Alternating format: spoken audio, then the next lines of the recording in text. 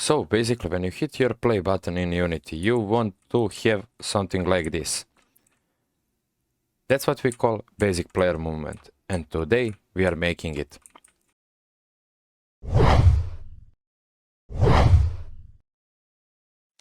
Hello guys, and in today's video we create simple, basic, simplest possible player movement.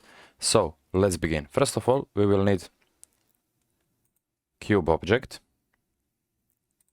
and we will call it player. When we create that object, let's just see where I created it. Okay, we created our cube. We will attach rigid body to it. We will set this to 1, keep this at 1, and froze rotation. So basically when we hit play, whoops, I didn't uncheck those boxes. So when we check those boxes, our cube behaves like this when we hit W, V, A, S, and D. If I uncheck those boxes, cube will do this. So we lock those rotation axes and we have this. So I will move camera to this one so I can delete that one. We don't have to mess about camera, just a little bit to fix it like this. Back to our cube, everything good except this. And now we have to create script. Whoops, I had that. We will call it player movement. Create and add. We will wait for Visual Studio to load that script from Unity.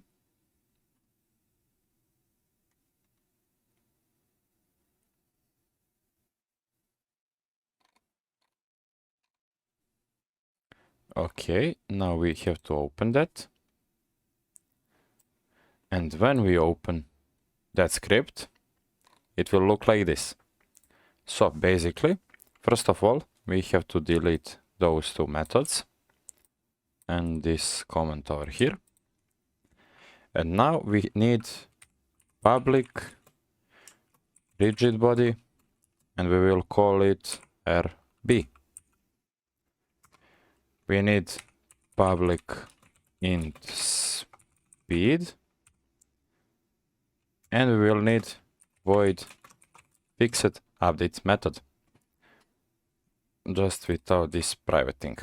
Okay, first of all, we use public rigid body so we can attach in Unity our rigid body to this script. I'll show that later.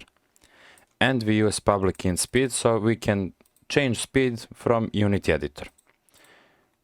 Fixed update. It's complicated to explain, so we will keep that for another video. First of all, we need one if for input dot get key, and we will set first W. And when we get input W, we want to add force on that rigid body we declared here, and we want to add it on, I think it was Z axis. I have to check that in Unity. Yes, on Z. So we will use that 0, 0 for X and Y, and speed for Z axis. And when we jump into Unity, I just forgot to save that one.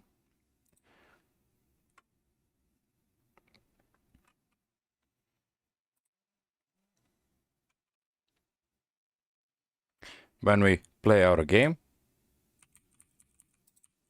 whoops, something, oh, I forgot to attach rigid body.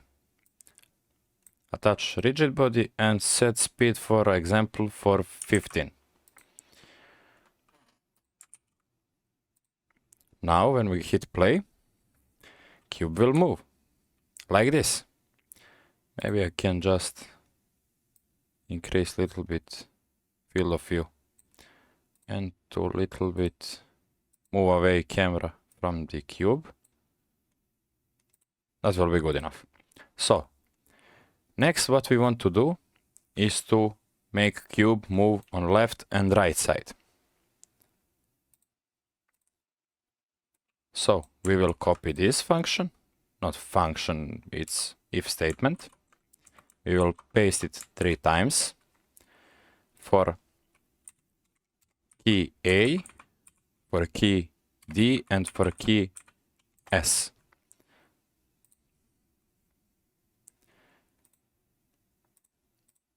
I'll just write a comment here, X and Z.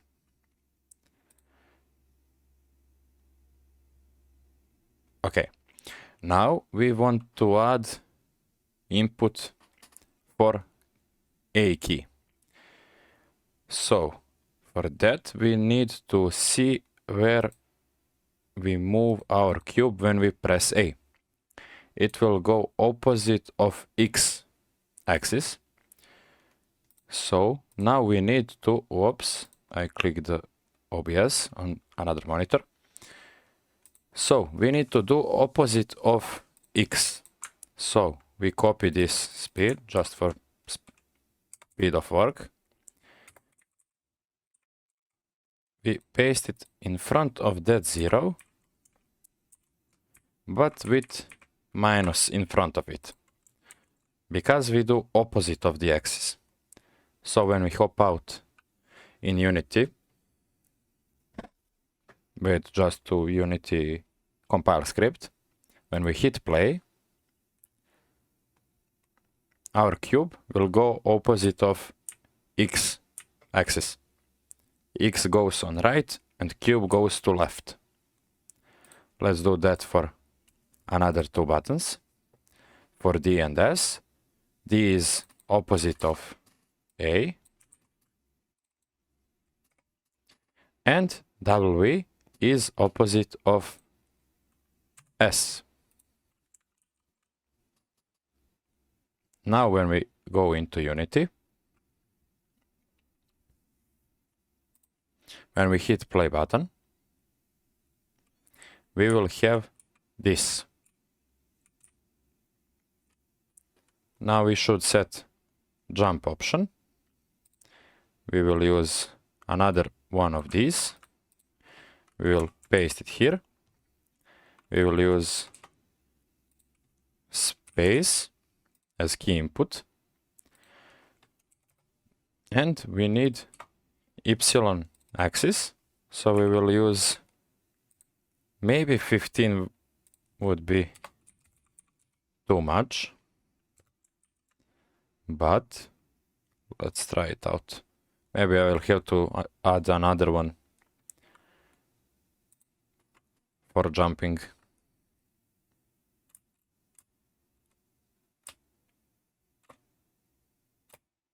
So basically, when we hold space, cube will go up. Whoa! Maybe just to increase a little bit speed of cube. For example, let's double it for fun purposes. That's something. So basically, we have it. We created simple basic movement in Unity. Of course, this can go much more complicated, but for your first time, this is well done job. So thank you for watching and see you in next video.